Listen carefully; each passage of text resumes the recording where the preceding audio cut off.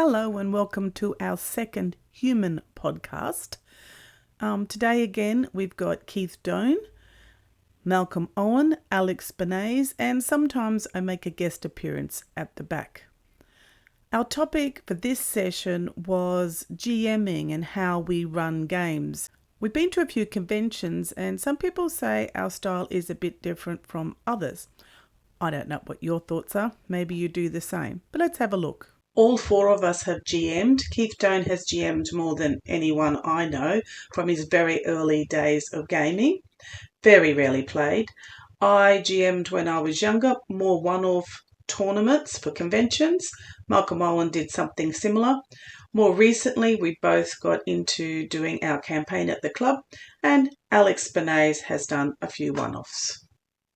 I've hardly ever played the game. I'm always either GMing or designing.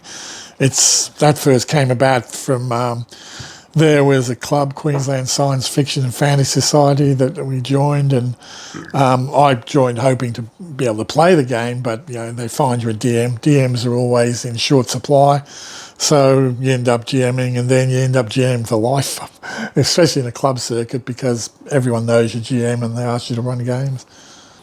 I've mostly played. I've done a little bit of GMing, mostly just for one-shots or short 3-session campaigns.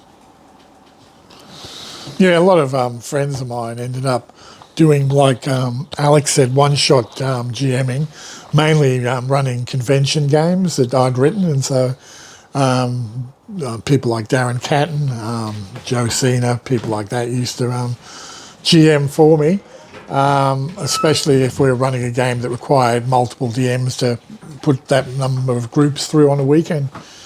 But still, that's me GMing. I've rarely played. I think I only played in a short campaign with Andrew White. You played in one of my games. Which one was that? It was a campaign. It was in Sard. Mm-hmm. It was set in Sard, yeah. Yeah. So it was only about 4 sessions. Oh, okay. That's right. Yeah. Yeah, well, that does happen with games occasionally. They will fall apart. My biggest one we had fell apart was we were running a big multi-Pathfinder campaign at the club, and COVID hit, and a lot of those groups fell apart because some of those players never came back. But they are starting to actually come back now. So when you're running a game, how do you keep your players on track? Well, it's all very well and good for them to sort of wander off and the GM to be flexible about going with them, which is awesome. But how do you keep them on track so they do go to where you want to, or don't wander too far where it's too far out of the story? Can you give some examples? So as an example, we were so naive in those days that I said to Greg, "What's outside of the map?" And he said, "Well, that's not designed." And I said, "Well, what if players go outside the map?" And he said, well, we'll just tell them there's a big black wall and you can't go outside the map, and that'll be a mystery of the game. That didn't remain in the end. But it was a way of keeping players from going outside. And I find that's a thing that I tend to do in convention modules. You need to keep the players in the region. So a lot of my modules have artificial things like the module set on an island. You can't go off the island. I have one where there's an effect of a creature that's keeping you in the area, so you can't go outside the area. And that's a way of doing a tournament module so they can't wander. And we all know when we've played in modules by other people in other cities, you can wander, and the DMs really don't want you to do that. There's nothing guiding the I just players. let them do it. A good GM will let you do it. And then they play off the cuff. Darren Cat was great at doing that. If they didn't want to play in the module, he'd make stuff up, and he'd make really good stuff up. But Andrew and my experience with being told by GMs, no, there's a cave over there, you've got to go there, that's important. And we'd say, no, but we've got to do this other stuff. And the GM would keep saying, there's a cave over there, there's nothing prepared for you. And that just becomes so artificial when they say there's nothing written for other areas. I generally prefer something that's got, there is a structure of, hey, we are going to do this thing, or, we're set on this quest. But along the way, we can kind of do what we think is moving towards that direction, or if we feel like, hey, we just want to stop at this village because we heard there's this thing happening, we just want to check it out because it's only going to be like 2 days of the campaign is just going to be spent in this one area, so it's not like we're completely changing their campaign. We're just having a little pit stop, doing something we think is interesting, or we might think the characters, say a wizard really wants to learn this spell, we need to go to some random village that the DM will then decide has the spell for that wizard to learn because we think we really need fireball or command or something like that. Yeah, I think a good GM has to be able to improvise on the spot because you've got to look, you can only put plot hooks out that you want to go in for your adventure to a certain degree. If you've got to look at what they want to do as players as well. And if a player wants to go one way, right, and it's not your adventure path, you've got to then go with that and devise something around that adventure path, and maybe your plot can hook into that as well. But you can't just lead people by the nose. It just doesn't seem right when you do it, and players will pick up on that. It's just unnatural. And they always seem to look for exactly the opposite direction of the plot. Even they'll think, this is 100% where we need to go, and it's walking the opposite side of the road. Because I had a group that, after helping just a caravan go from one city to the next, they just decided, how can we exploit this merchant and have everything he owns? So they just followed him the entire, 2 sessions, I think, was that. Completely derailing from, they were wanting actually to go to the city for a different reason. Yeah, well, I just finished, I'm running a campaign at the club at the moment, and we've just finished their major adventure, and that was my adventure that they got directives to. And now they're kind of in limbo, and they're planning where they want to go next. So I'm just looking at what they want to do. And like last session was just like a limbo game where they're talking a lot, and they were basically discussing which direction they should go, and they finally came up with what they want to do, and then I'm going to run with that. And I've got some pre-made adventures. They're going to go they're going by carriage along a road between Darringmore and Jasper, and what I'm going to do is put some adventures along the road along the way. Their overall plot that they're trying to do is get a young girl and fiance basically to a relative of an NPC for safety because they didn't get married and everyone's upset about it. So it's now become a road journey that they're on, and I can put things along that road as I go. If you're wondering what that growling sound, it's the dash hound. That's not my stomach. Me. I was GMing on the weekend too, and it was my first one with these players for 3 years or something. Mm-hmm. So I had to try and dovetail it into what they had before. It was interesting, one of the players, he decided he wanted royalty as one of his feats, is what we call it. Nobility, yep. And where they're playing in the Crownless Lands is a bit like the Wild West. It doesn't really exist. So he had this rundown family mansion that he's been trying to upkeep. I think we're more into storytelling. I'd say so.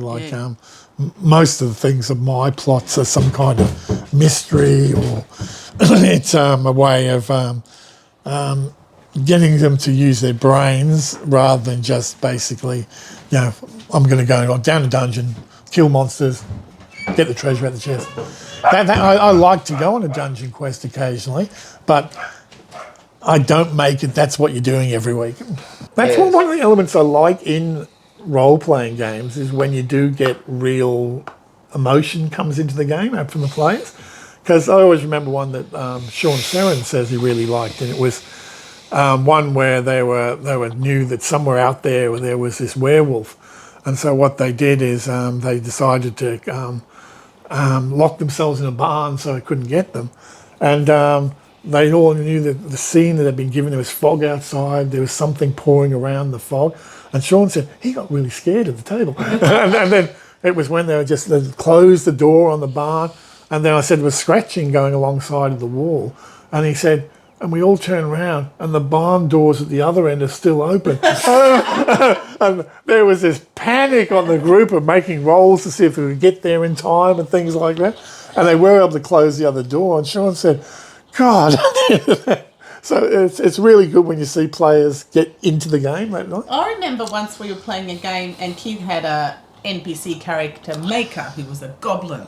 And he'd been around in our party for months. And he had this. He loved gravy. Like he had this special little voice. Can you do the voice, Keith? I can't remember. I want to have some gravy. Gravy. Yeah, he loved gravy. He was king of the goblins. Anyway, we were adventuring with him for months and months and months, and we started to trust him. And then we left him on watch one night. We woke up. And he was dead. We were like devastated.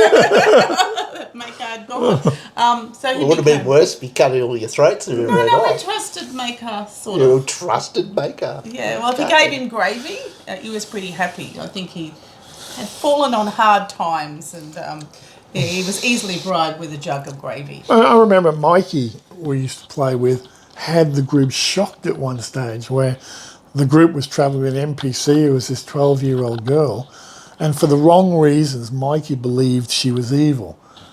He was listening to demons, right? And the thing was, she was really, really good, that the demons feared her, and he wanted them killed. So they were telling Mikey that she's really evil. So Mikey believed that. And then the party were actually fighting a wyvern at one stage. They're in a boat in a river. And while everyone's fighting, Mikey's not fighting, and he says, I stick the girl underwater and hold her underwater. And he just killed her. He said to the players, she just drowned, fell off the boat. And the players knew in the game, no, he didn't. Right? But they had to pretend that's what happened. What was your favourite role-playing moment, Alex? I remember when I first started playing, like officially, Mal was actually DMing. I don't know what we're doing exactly. It was something involving ghouls and stuff, and we're trying to figure out what was happening. I was actually getting really scared by it. Like, I was having trouble sleeping, because I would have been like 12 or something. You gave him nightmares. All right. Maybe we started him too young. All right. No, that would have been the Is ghouls or goblins or something? I can't remember. Yeah. That would have been the ones. With, I had the goblins that were being brought up to think they were gnomes. Was that ones that you had were intelligent goblins who actually fought correctly? Hey? You know how... No. So basically there was this gnome wizard that decided that goblins aren't born evil, and if goblins were raised the right, they'd just be like anyone. So he brought all these goblins up thinking they were gnomes. So he brought them up. So there was this whole underground complex full of goblins who all thought they were gnomes, and the wizard had died, and this was years later, and they basically worshipped the statue of this wizard. Thanks, everyone, for listening to our Second Human podcast. We were talking a little bit about GMing and how we keep players in the game, some strategies. And I guess at the end we got just a little bit off track, sort of saying about our favourite moments in role-playing. Feel free to steal them if you bothered listening to the end. If you can, like and subscribe or watch to the end. We'd greatly appreciate it. Our next podcast coming, we've got one about AI and how to use it in the game. We have one about Eldoria, how it came about and why we think it's the original game, and other topics like racism in gaming. Love to hear some of your stories. See you next time. Bye.